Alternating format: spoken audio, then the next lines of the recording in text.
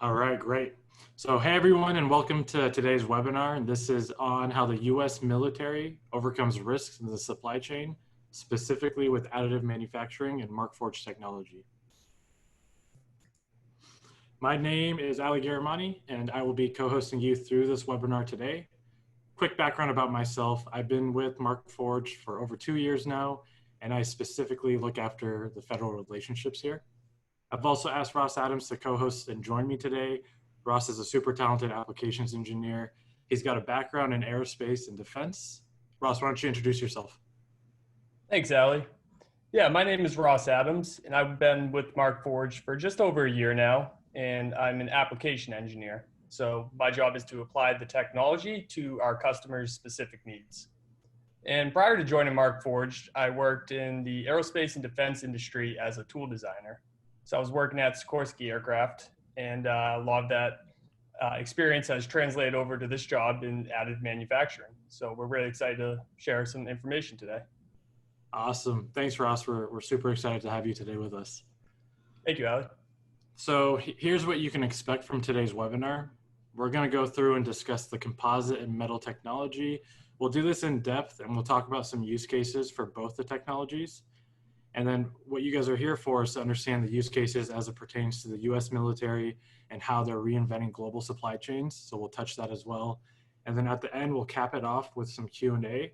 And the presentation should run for around 35 minutes. So just please hold your questions until the end, and you guys can use the chat bar to enter the questions. Cool. So with that said, why don't we get into it? So I usually like to start with why Markforged exists today as a company. And to really understand that, you have to look at 3D printing in general for the last 30 years. And when you do that, you understand, it's been trapped in prototypes with Tinker Toys, weak plastic parts, which allow you to do fit checks. And, does it fit right? Does it look good?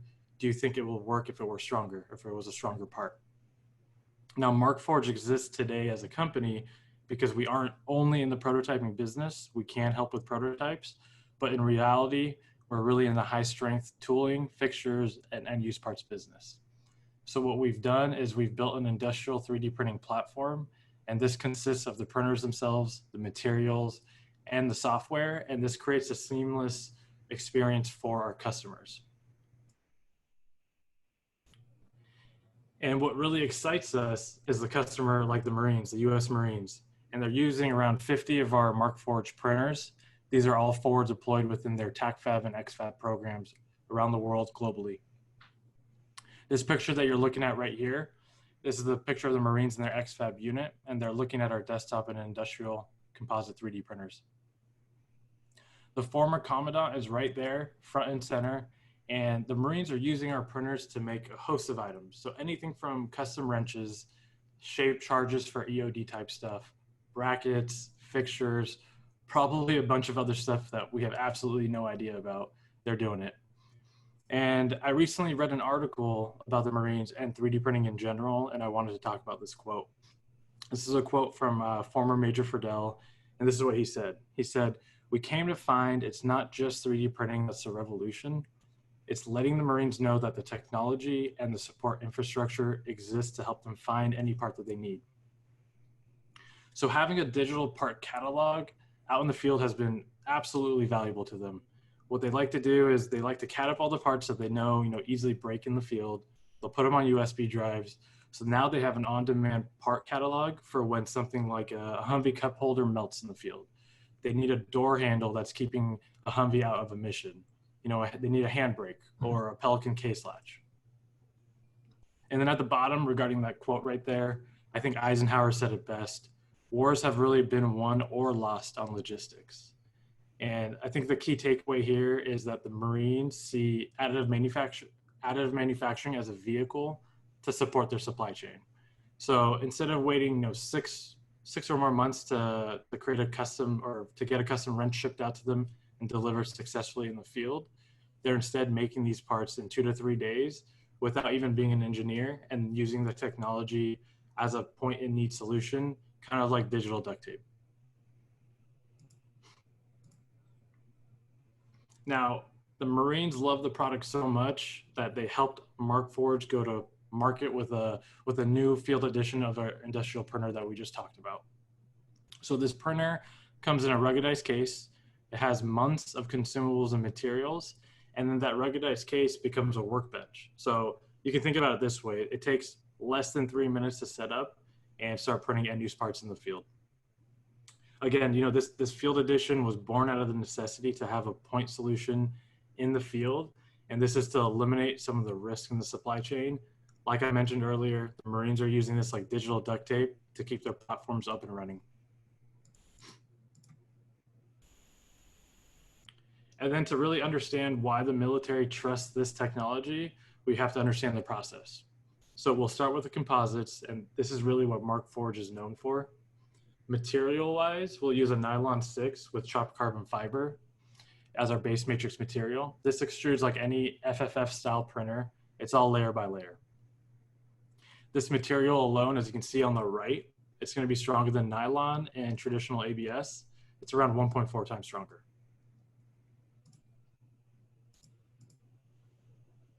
Then what we do is we add our secret sauce, and this is our competitive advantage for our platform. We have an IP that allows us to reinforce continuous fiber reinforcement inside of the part. So why does that matter? Because it's not just printing carbon fiber. Anyone can print short strand carbon fiber, but Markforged, we're the only ones that can, print in a continuous fiber reinforcement. And now this allows our customers to get strength characteristics that are stronger than 6061. And this allows the military, for example, to use this technology as a point in need solution to start assisting them with their supply chain. Now, Ross, I've asked you to join us. You're the engineer. Why don't you kind of dive deeper in these materials for us? Yeah, sure thing, Ali. So on the right side, we have a stress strain curve. I'm sure most of us are familiar with this. It tells us just about everything we need to know about a material and how it behaves under a tensile load. So in the bottom right corner, we have Onyx ABS and nylon listed. And this is the typical behavior of most of the plastics that you can 3D print with today. And the reason why the applications are so limited is because of how they trend on this graph. Where you really apply stronger applications to is up in the left-hand corner on this graph. So for instance, carbon fiber, this line goes up very high, all the way up to 700 MPa. It has a very steep linear regression to it, and that tells us that's a very stiff material. When you compare it to the white line, which is 6061 aluminum, you can see how much stronger of a material it is, and it even exceeds the stiffness. On the other end of the spectrum, we have Kevlar. Kevlar is a great material because it's highly elastic, so it's got to stretch long before it breaks. And this is great for applications that don't require the stiffness, but do require a high degree of strength without brittle properties. And then in between those two, we have fiberglass and a high strength, high temperature fiberglass. And these kind of meet in the middle for all other types of applications where you don't quite need the high strength of carbon fiber, but you need more stiffness than Kevlar. What you can see is that Markforged is applying different flavors of material that you can continuously reinforce into your parts for the applications that you're going to use the 3D printer for. So looking at some lines on a graph is one thing, but I think we can all intuitively understand a Instron test, for instance. So what we did is we printed this chain link and reinforced it with the entire 150 cc spool of carbon fiber, and we pulled it until it broke. The results are pretty astonishing. It broke at 22,000 pounds. So for a frame of reference, a Ford truck weighs 4,000 pounds. So this chain link could theoretically carry 5 Ford trucks. So how do we do this? Well, let's use this robotic end effector for an example. This is from one of our customers at Dixon Valve, and they 3D print these robotic grippers, and it's really driving higher value with their machines rather than CNC and machining them. In order to understand how we make these parts so strong, we need to take a look inside of it. This is a representation of a 2D view on a given part that's reinforced with fibers. So we see 2 different colors within this image. There's the white exterior shell, and that's that plastic material that Ali was referring to earlier. The yellow material is the continuous strand of fiber. Now, how does this work? Well, our print head is unique because we have two different nozzles within the print head. After the printer lays down the exterior shell in plastic, it will come in with the second nozzle and lay down the continuous strand of fiber. This is just one method that we have of reinforcing the parts. Now, when we're 3D printing the fiber, it's a little different from what you're typically used to. We're not melting the plastic like you would with like the onyx material, for instance, because that would change up the properties of the fiber and we wouldn't get the true strength. Instead, the fiber is coated with a pre-preg, and we're heating that up and ironing it onto the layer beneath it. We repeat this in 2D layers, and eventually it gets capped off with a plastic-only layer, and the strength of the fiber is embedded within the part.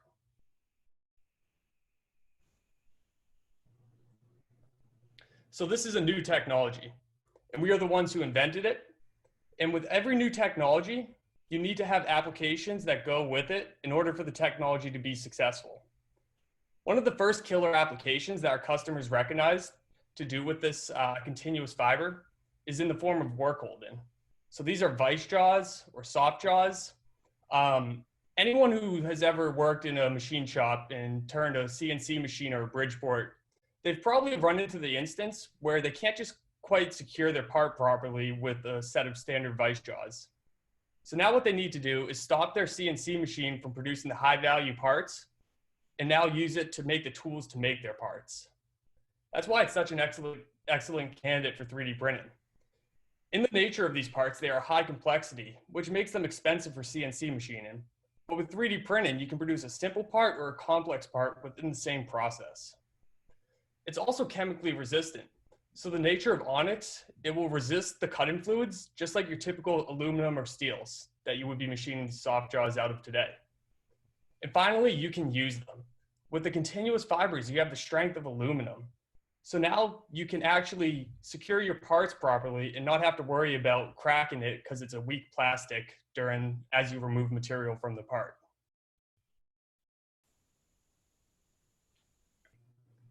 Another great example for an application of this technology are drill templates. These can be called drill plates or drill guides. They're very common in the aerospace and defense industry for airframe fabrication. Unlike automotive, most of the work in aerospace is done by hand. And for that reason, you need to develop custom tooling in order to make the process repeatable and make it simple. Now, a drill template allows a drone operation to be as simple as locate the tool and then drill the hole. With aircrafts, these drill templates are often interfacing with contoured components. So for that reason, when they get machined, they require 5-axis CNC machining. And now you're talking really high cost. Much like the vice jaws, complexity is easily achieved with 3D printing, unlike traditional manufacturing. So if you 3D print these contoured drill templates, you can recognize complex tool and geometry, but with cost and time savings. Those usually don't go together.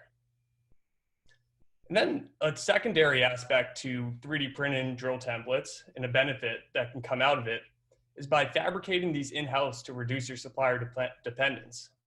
That's a major theme of this presentation, is shrinking the supply chain and bringing the tools that you need in-house at the point that you're using them. Now, this tool is a great example because there are all sorts of different aspects that we 3D printed on it that you probably wouldn't consider, but the ability to respond to manufacturing challenges is one of the 3D printer's greatest assets. For instance, this renewable drill bushing in the bottom left corner of the screen. The tool needs this drill bushing and it can't be used without it. But it's an off-the-shelf part and costs around $10 to $15. So of course you'll buy that from a supplier. But little do you know that the lead time on this is 3 to 4 weeks because it's made to order. Now a week might go by and you will recognize this. And then if you need the tool, you're not gonna be able to influence the vendor to make this overnight. This is where having a 3D printer in-house is a huge asset. Because if you kick off this little drill bushing on Monday, you can have the drill bushing in hand by Wednesday and using the tool with the drill bushing in the matter of days versus weeks. Another aspect of this tool that you probably wouldn't consider 3D printing is the bushing handle itself. Now, maybe you don't have the right size aluminum stock to bend it, and you turn to 3D printing as a solution to make it in-house. But you wouldn't want to print this out of plastic because the fit in between the renewable drill bushing and the liner is very tight. So the operator's gotten snapped at just after a few uses. And then he's going to blame you, the manufacturing engineer, for selecting a weak material. But when you reinforce these parts with continuous fiber, that part is going to be so strong that he could not break it even if he was trying to. So having the materials in-house to print these parts is a huge asset. When we're talking about reducing the supply chain, you can start thinking of the printers as your warehouse. And then the spool is your stock. The spool is your stock of material, and digitizing all of those assets. The last aspect that we want to mention is a secondary benefit where by using the plastic shell of the part versus an aluminum frame, now we have non-marring tool contact against the part. What does that mean? That means that you have less parts damaged by your tooling. And that means that in your manufacturing cell, you're going to have higher throughput because less parts are going to the material review board. By the way, if you're curious about this application, we have a video on YouTube that you can search, and we go into more in-depth description of the tool, and it's some live action shots of it being used. Ross, that's great. That video was actually released yesterday, and I watched it last night, and it really does highlight how 3D printing, can increase manufacturing efficiency. I think my takeaway is that you don't only need to look at the end use part, but our customers can also be more efficient by using additive manufacturing to build the tools that build the end use parts. So with that said, I'm going to shift gears here. I'm going to talk about something the Army came to me with. And in practice, what they wanted to do was create a 40-inch bridge for the field. What they wanted to do with that bridge was lug really heavy equipment over small ditches. So they came to us with this problem because something like this is a 40-inch bridge that would take around, I think, 18 days to print on existing printers in the market, and all in one go. If they do that, it's going to be weak. It'll be prone to warping, especially near the tail end of the print itself. It's going to be prone to failures because of the sheer size. And then there's going to be a lot of support material, which means there's going to be a lot of post-processing that's needed. So they came to us, and we came to a conclusion together. And if you think about distributing the parts within multiple printers, you can really take advantage of the print heads per pound scenario. So you can A, print this exponentially faster. You can B, take advantage of the continuous reinforcement. So every individual part right there then has its own strength characteristics that we discussed earlier on.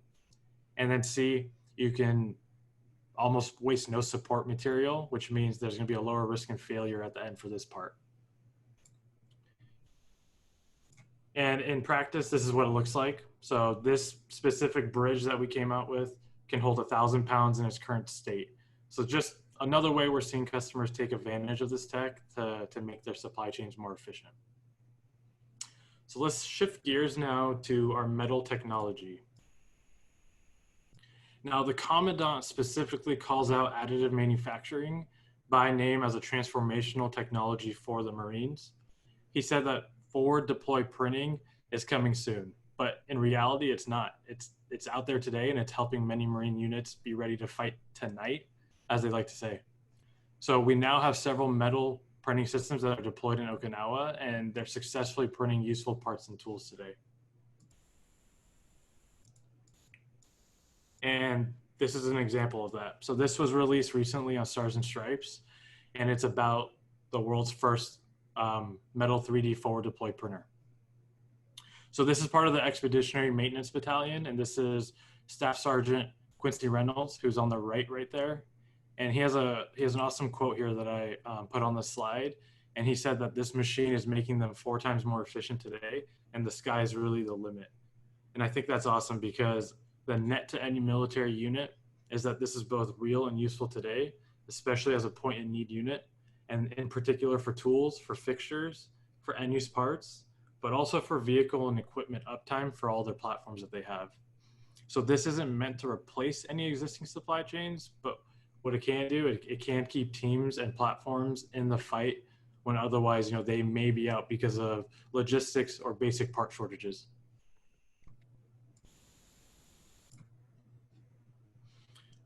So as a company in 2018, we became one of the largest metal 3D printing companies in the world. And if you look at our physical footprint and our deployments that we have over 350 installments, and these are shipped out in over 20 countries. And there's a big reason why our customers are adopting this technology, because it's all about the process itself. Now, Ross, you've spent so much time in our print farm, in our headquarters. Why don't you take us through the process and what it looks like? Sure thing, Allie. So what we've done is we simplified metal 3D printing. Markforged is a true disruptor with metal 3D printing. And we did it over 7 years ago when we released the Mark I. This printer allowed us to replace aluminum parts with continuous carbon fiber parts.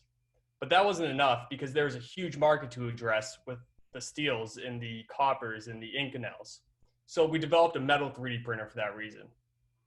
It's not just a printer though. It is a printer, a debind and wash station, and a sintering furnace.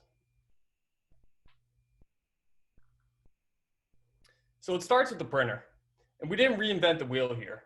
We took the proven success of our composite 3D printers and we married that with a mature manufacturing process called metal injection molding. What we do is we have a spool of metal material, but inside that spool is comprised of a metal powder bound with a polymer and a wax. The polymer allows us to wrap that filament up into a spool, heat it up through a nozzle, and then extrude three-dimensional objects. What the wax does is it keeps that all bound together so we have the same concentration throughout the entire spool, as well as no metal powders exposed in the process. So as you can see, we were able to open up the doors, observe the prints, and reload material without having to worry about facility requirements such as hazmat suits and respirators and other barriers associated with powder metal technology. Now, the status quo of 3D printing is it's a slow technology that is not scalable. But when you reframe that and think about it as a distributed fleet, it can be scaled to the order of hundreds and thousands of parts. For instance, this is our metal print farm at our headquarters in Watertown, Massachusetts. And shown here is 6 metal 3D printers. Now, the key here is operating 6 metal 3D printers is not 6 times more difficult than just operating a single printer. But you can achieve 6 times higher throughput by doing so. So parallelizing the printers, you can achieve high volume manufacturing, or you can just focus on individual printers for low volume. And as a proven example, within Markforged, we have a huge fleet of printers. Part of my job at Markforged is owning the metal benchmark print farm for benchmark parts. So just within the past year of printing, shown here, I have over just about 3 years of print time. That's truly incredible that we're able to achieve that with just one operator. By the way, this isn't even my full-time job. I'm the little pink section in that pie graph, but to the right, there's that peach color. And this is our technician for the engineering side. And she has about 7 years of print time in the past year. Truly astonishing that this technology can be operated so efficiently by single operators. This is a little dashboard from our software that's tracking all that information. So back to the process. After you've printed the part, the next stage is to go to the wash station. The goal of this step in the process is to dissolve the wax out of the part, because when we go into the furnace, burning that wax would cause all sorts of issues in the pipes and the lines. So the way this works is when you upload your part into our software, we have algorithms that analyze your geometry and come up with a calculation for the wash time of the part. Inside the wash is a degreasing fluid that we boil. And when that activates the fluid and penetrates the part and pulls the wax out of it. What we call the parts entering the wash are green. And when they exit the wash, when they're fully debound, we call those brown parts. And then the final step in the process is the sintering. So shown here is the Markforged Sinter 2 furnace. And this is, once again, a closed loop, simplified process. What you do is you place your parts on the setter plate on the left-hand side of the screen. And there's a few rules here, like you can't have the parts touching, otherwise that they would tack to each other during the sintering. And they can't be hanging over the edge because then they don't have a stable surface. But other than that, you load your parts onto the setter, you close the door, and then you select the material and you kick off the run. Now, what goes on inside the furnace is that's where we turn them into a metal. So first we heat it up to a temperature that bakes out the polymer plastic inside the part. Now we have just the metal powder and empty space that used to be occupied by that polymer and that wax. As we continue to heat it up to a higher temperature, the metal powder begins to occupy that empty space. And this is actually where we see a shrinkage occur. The parts shrink about 20% during the shrinkage process.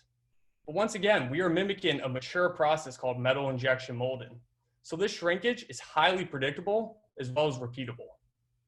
We heat it up some more, we ramp up the temperature to the sintering temperature and hold it there. Sintering means that those metal powders begin to connect with one another and the metal densifies and we have a solid metal part. We have a gradual cool down that is controlled so that the parts don't crack and brings it down to a safe handling temperature. This furnace runs in an inert atmosphere so the parts don't oxidize. And once again, it's highly controlled. So I know it sounds complicated with ramps and holds and scaling and shrinking of parts, but it's very simple because all you have to do is go onto the user interface and select the material, and then they'll kick off the run, and it will do a pre-flight check first to make sure that the run will go uninterrupted and that you have enough gas to go the full length. It's about a 28 to 30 hour run, and it's material dependent.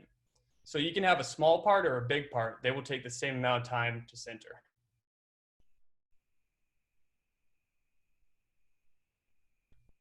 So this is great because it is broken down all the barriers that are associated with additively manufacturing metal powders. We have a variety of materials that you can use and interchange.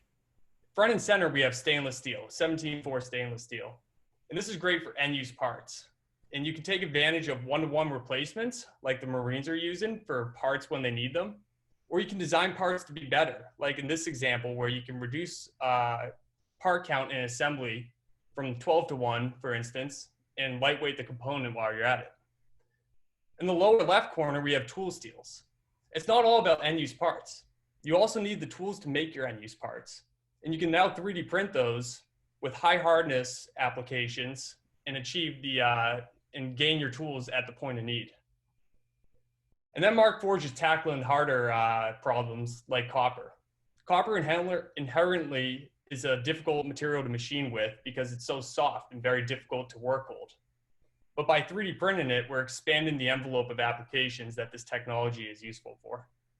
And just overall, this is the reason why the military is using our technology, because we're making them more efficient by offering a new process to use these materials with. Another way that our customers are taking advantage of this process is by lightweighting. Lightweighting is a huge challenge for engineers and designers, and always requires lots of iterations and tons of design time. But we tackle that problem differently. Inherently, 3D printing is great at lightweighting because the less material you use means the shorter the print time and the lower the material cost. For that reason, we print our parts with an internal honeycomb lattice structure, and that will reduce the print time and material cost. But it also makes the part much lighter. So this infill geometry is automatically generated within our slicing software. So we do the design for additive work for you. And the result, we see 50% weight reduction without any redesign. So this is absolutely incredible for applications in aerospace, such as drones and UAVs. And then we can do small parts too. So we solve lightweighting, but when you take a look at the supply chain, it's highly compromised of a large quantity of small parts. And you may think small parts are meaningless, but when you have something like a gear that is part of a gearbox that opens up a latch to a door, and one of those little gears breaks, now you can't use that latch and you can't open the door. And that could be a mission critical component, and a small little part like that can prevent it from being used. So we offer 6 metal filaments all under the umbrella of one metal printer. From right to left, we have our stainless steels, then we have our copper, high electrical and thermal conductivity. We have 3 different flavors of tool steels, and we have a super alloy Inconel 625. The reason why the military is using this tech is because of the range of materials that they can interchange within a single machine. This is just like an FFF style process. So if you've ever unloaded and reloaded a material before in that process, it's the same thing here. It's a 5-minute process at the maximum. And what this does is it reduces the logistical challenge of not only getting the parts they need, but also getting the parts and the material that they need. Thanks, Ross. That's awesome stuff right there. And I think it's great to reiterate the entire process because it does help us understand, why the military is adopting a technology like this specifically for those global supply chains that they're interested in. So to tie all the processes together, I wanted to talk about how we're seeing a lot of hybrid parts today. So this specific part that you're looking at, I stopped the print halfway so that you can see the Kevlar routing in yellow right there. And this is a use case we see often. It's a custom wrench. So this can be for something like a radar mount that's actually built to be tamper-proof, so you can't use a normal wrench to fix it.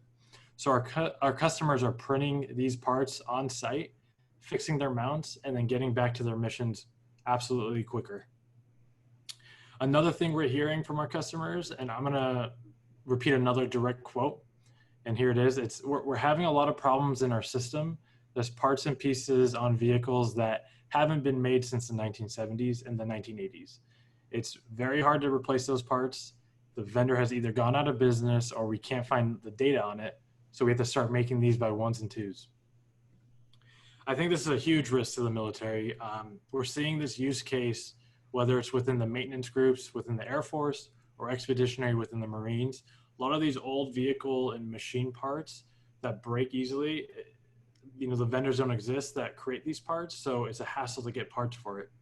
So we're seeing a lot of our customers reverse engineer those parts for end-use parts and creating end-use parts, or to build the tools and fixtures that are needed to fabricate those parts in a faster, more efficient way. So they're using that technology that we've gone through to do that. And we also understand, the government, for the most part, needs to be completely offline when using our slicer. So this is just a quick picture of the Marines using our air gap offline slicer. It's called Eiger. And this is in one of those forward deployed units that we covered originally in the discussion today. Ross, obviously you have the most hours out of anyone I know with the software and with printing. Why don't you kind of take us through the process with the software? Yep, I can do that. Before we jump into this, it's just very important to, establish how easy the software is to use. We definitely feel like ease of use is driving the adoption of this technology. That's much different from CNC, where you have high value skilled labor that you need to search for. So one of the cool parts about my job that I do at Markforged is I teach a class to our new hires about how to use the software. We hold that very close to our company culture, that we make sure that everyone within the company is able to 3D print parts with our technology. It's very inspiring when you walk around and see parts on everyone's desk. So I teach this class to accountants, I teach it to the marketing folks, I teach it to the technicians, anyone within the company. You don't need to be an engineer to use the software. So it starts with your model. You export the model in an STL format from your CAD software, and that's native. You can do it within any CAD software. You upload that into our system, and there's just a few key parameters that you have to input in order to calculate your part and make it so you can 3D print. The first thing that you want to select is your material. Now, this is all under the umbrella of all the printer suites. So when you drop down this menu, it's going to show you your metals as well as your composite materials. Then you're going to select your orientation. And that's kind of the tribal knowledge of 3D printing, where you have to learn what prints best in which orientation, but it's very high velocity knowledge that you can learn from. Once you enter those parameters, you're able to calculate the part and slice it up, and then it populates these fields on the left. So at the top, we see printed dimensions and then final part dimensions. That's what I was talking about with the scaling. We automatically do that for you. So you as the designer are designing your parts at nominal feature size and not thinking about that part of the process. It calculates print time for you. This is accurate to, plus or minus 5 minutes. It is highly predictable how long these prints will take. And then wash time, dry time. This is a closed loop cycle so that you know exactly how to move the parts throughout your process. Then a few cool things like material cost. To me as a designer, I find this very valuable for really thinking of the decisions I make and how they impact not just CCs of material, but a metric like dollar value. In order to understand how the part's going to print, we enter the internal view of the part. This is where we can see the individual tool pattern and understand the way that the part will be built. So one word you'll hear a lot when we talk about 3D printing software is the slicer. An analogy I like to use is imagine you want to print a brick. That brick, imagine it's a deck of cards, and each card represents an individual layer. That's what slicing up does to the part. We slice it into individual layers.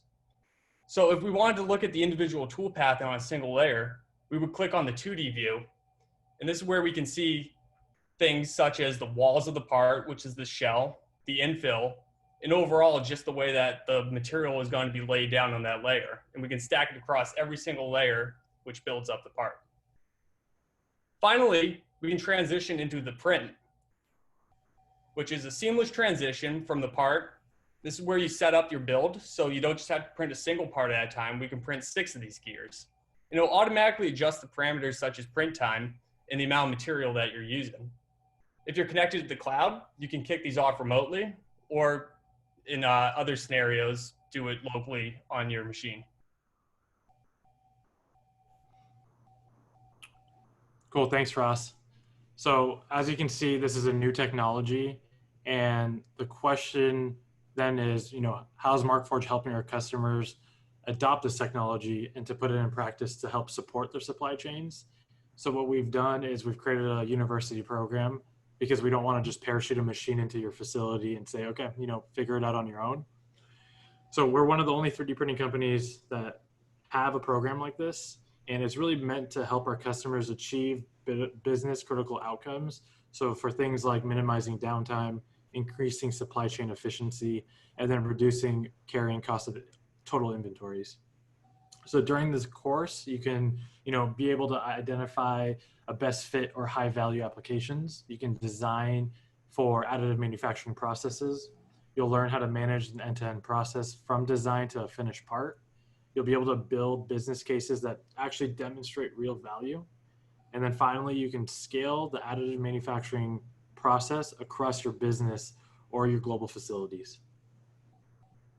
So Ali, I have a question. With that large print that you showed earlier, the bridge, breaking that up into a bunch of individual pieces and optimizing it for this type of technology seems like a big challenge to my business. Is Markforged University something that would help me learn those skills? Yeah, thanks for bringing that up, Ross. That's exactly what this program will be able to assist with.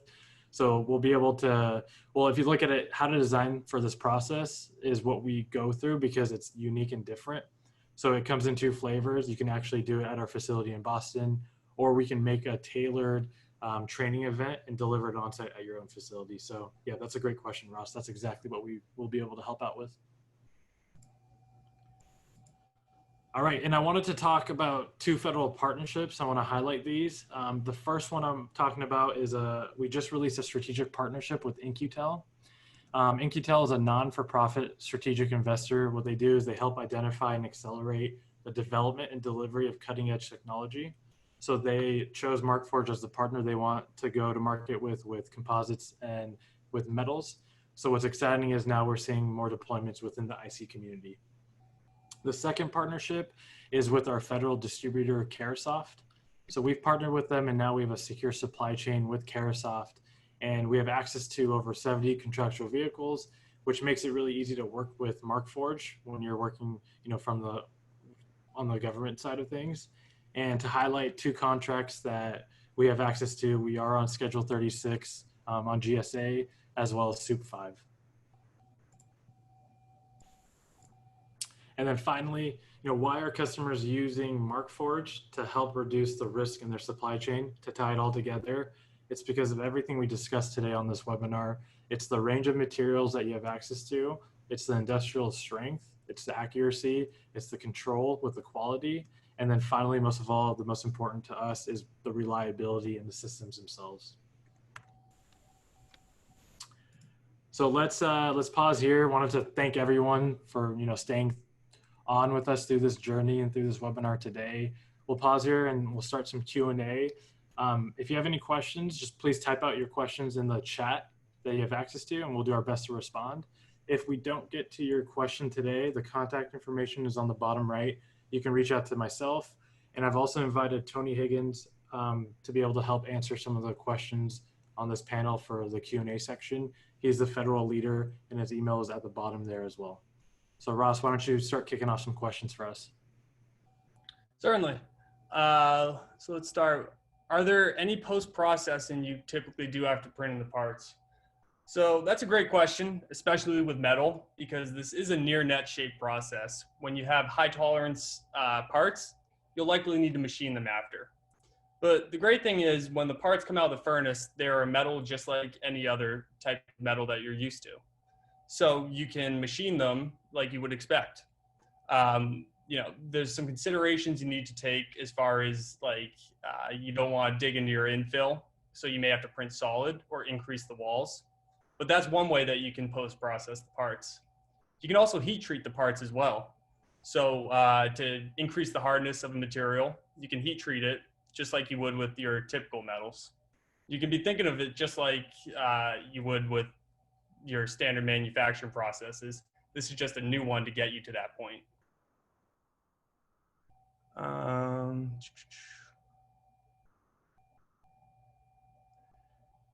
This one's probably a good one for you to answer. How do the Marines decide which parts they can use AM for in the field and which ones they must rely on for their existing spare supply chain? The Defense Logistics Agency. I see Tony unmuted himself. I think he wants to introduce himself by answering. Hello, everybody. This is Tony Higgins. I manage the federal team at Markforged and support the relationship with the Marine Corps. And that one, it depends. We're not in the loop with their exact process, but as I understand it, a local commander that's deployed has a lot more flexibility on what they can print to make a repair on the spot versus if they're in a depot or back at a base stateside where they primarily rely on their standard supply chain. Hopefully that helps that question.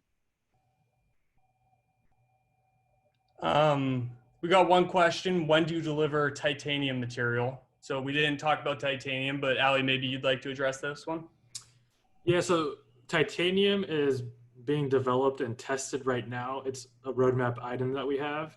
We don't have a specific date that we're delivering this, but it is being beta tested in our labs. So once we have more information on that, we can release that information. But as of right now, it is a roadmap item, no release date. Cool, thank you. There's a few questions about tolerances of the parts, so I can probably take that one. We'll split this up into the composites and the metal. With composites, our tolerance and our accuracy is one of the things that we hold as a competitive advantage. So we see results plus or minus 0.005 of an inch on features. And that's due to our H-belt drive system, so the way that we have configured the gantry, as well as the resolution of the print head. So on the industrial series, we use a laser micrometer for in-process inspection, as well as bed level and routine. So before every print, it analyzes the bed and automatically adjusts, so it's kicking off the print with a high fidelity foundation to it. On the metal side, I'll reiterate, this is a near net shape process. So for small parts, the tolerances are typically plus or minus 10 to 20 thousandths of an inch.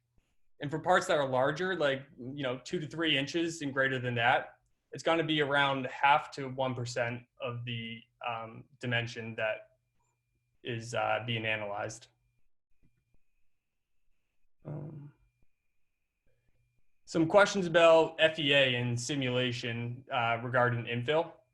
So Markforged, we are the manufacturers of the printers, the material, and the software, but we are partnered with we have some strategic partnerships, such as one with MSC, to develop software for FEA. The reason why FEA hasn't existed for 3D printed parts today is it's a tough problem to tackle. But we're in this partnership because Markforged has really disrupted the applications that it can be used for. So FEA wasn't necessary for weak plastic parts, but for strong composite parts, it is this is a requirement to use them for higher fidelity applications. So that is the way that we're tackling FEA, is through a partnership with MSC. One question about the drill bushings: how many can you print with a single spool? Those are a 3 cubic centimeter print. So that's quite a few. Let's see. That would be like 65 metal bushings that you could print.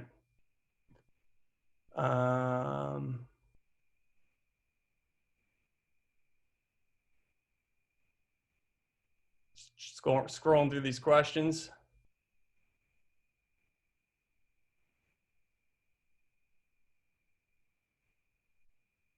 What is the typical resolution? So layer heights for composites, there's a few different layer heights that you can print at. The finest resolution is 50 microns. The default resolution is 100 microns, but you can go all the way up to 250 microns for a turbo print setting. On metal side of things, the post-sintered layer height is 125 microns.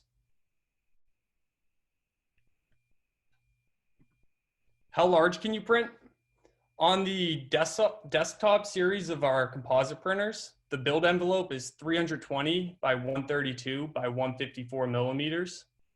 On the industrial, that's a larger build volume. That's going to be 330 by 270 by 200 millimeters. On metal, it's a little more dependent on your configuration. So the printer volume is 300 by 220 by 180 millimeters. But usually you're limited by the size of the furnace for maximum parts that you can fit in. So you saw on the sintering slide, we kind of had a double stack setter configuration there. When that's the case, the tallest part you can print is just about 4 inches tall. But when you have just a single setter, which is the without the second one stacked on top, that's going to be the max height is 6 inches.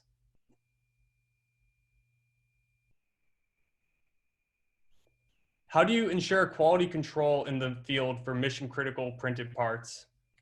Ali, do you want to address that one? That's a good question. Tony, do you have anything you can add on how the Marines test this stuff, or what do you know about the mission critical aspect of the technology that you can talk about? I think it depends. I don't think we have a good answer for that one. Markforged is providing the printers and the capability, how they're being used in the field. It's on mission critical parts and how the quality is being measured. I'm not as sure about that. It probably depends on what the situation is. If it's about repairing a door handle or a sensor on a vehicle to run a mission, versus if you're in a depot back in the States, using the standard supply chain. Well, thanks. Thanks, Billy. We have another one. Tony, maybe you want to address this one. Can you talk more about the IQT partnership? Yep. So Incatel is, think of them like they're a not-for-profit. They're like a technology scout and investor that supports the intelligence community. So they go into the IC across all of it, 16 plus organizations, and they try to identify, requirements or needs that are going unmet. And then they do research, market research, primarily with smaller startup type companies. Markforged is probably a little bit on the larger side. And they try to match capabilities with needs in a community that's very difficult to connect with. So we worked with Incatel. They did an extensive market research on our capabilities for both metal and composite printing. And they selected us. And as a result, now we're starting to get plugged in with that community, although we don't always know where the equipment ends up, but it's kind of a new relationship that was just announced earlier this year. Great, thank you. Let's see, what's another question here? I rarely hear manufacturers talk about service and maintenance needs for their 3D printers. What about your 3D printers? So we do have a preventive maintenance schedule because some of the components on these printers are need to be replaced periodically because they are wear items. This is things like nozzles and Bowden tubes. And preventive maintenance will prevent you from encountering issues with your printer beforehand. And we also offer success plans. And maybe Ali, you'd like to expand on that? Yeah, basically it's the maintenance plan. It's the basically part coverage on the composites on the metal side of things. So wear and tear items, they'll help cover, and they'll be able to use the engineering team as advice, lower cost per part, faster response times, all the normal stuff with maintenance plans that are involved with maintenance plans. Awesome. I've seen a couple questions to do with the cost of the machines and maybe some questions about the footprint of the printers and the washes. Ali, how would you like to address those? For cost, I'd like, so my contact information is at the bottom, ali.g@markforged.com. Shoot me a message. The cost it's hard to answer because it's different for what you need. It's hard to give a general idea of what the cost is going to be. So shoot me a message. I'll talk to you and we'll see exactly what machine or technology you're looking at. And then I can give you a cost for that. Regarding the footprint footprint, Ross, do you want to take that one? Yeah, that one might be better answered with the spec sheet because there's different footprints for each printer. So I would suggest reaching out to Ali and we can provide that information. Yeah, that's a good point. Spec sheets, material spec sheets, data sheets, email again at the bottom right. Shoot me an email and I'll get you all the answers. There's one question regarding the storage of Onyx materials. So Onyx does absorb moisture. So the printers come with a dry box that the material lives in while it uses the stock. And everyone on this call, we have around 7 minutes. So we'll do our best to get through these questions. For the ones that we aren't able to answer, we'll definitely follow up. Yep. There's some questions about flame, smoke, and toxicity requirements, as well as aerospace standards, critical parts certified. So we do offer one material that meets aerospace standards, and this is Onyx FR. This is a flame retardant version of the Onyx material, and this has received its blue card for UL 94 V0 testing. There's a question with metal screws being printed. Although hardware isn't the greatest application for 3D printing, I think we demonstrated an example earlier with the drill bushings where at the time you need the hardware, it may pay off to have the 3D printer. So we can print threads, and depending on the application of the thread, you may want to be chasing the thread afterwards or tapping it. But we typically say with M8 or above threads, those print very well with our machine.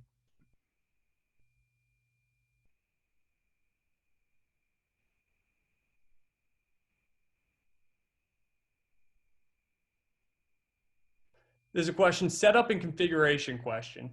If the printer was deployed with a unit in the field, how long would it take to set up and calibrate the printer to usable parts?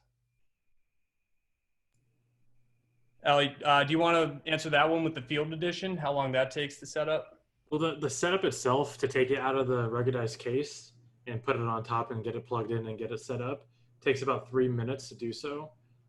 You've spent a lot of time actually using the composites and getting the bed leveled. How long does that process itself take for you?